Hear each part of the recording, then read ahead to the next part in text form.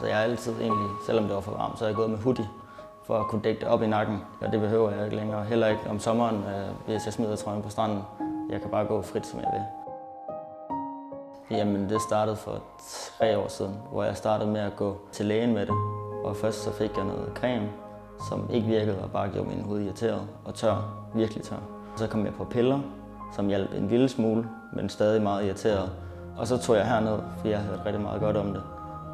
Og så kom jeg på jeres laserbehandling med min akne, hvor jeg både havde det i hovedet, og især i panden, og i nakken, og på brystet og på ryggen, hvilket jeg overhovedet ikke har nu. Så det har været dejligt. Det har gjort rigtig meget med mit velvære og selvværd, og ligesom bare kunne være i mig selv igen. Jeg synes virkelig, det har været træls. Det første, når man kommer ind ad døren, det er, at jeg snakker med en, og virkelig bare omsorgsfuld og professionel. Samtidig er jeg også virkelig dygtig til det, jeg laver. Det synes jeg bare er sygt rart her ved Oskin.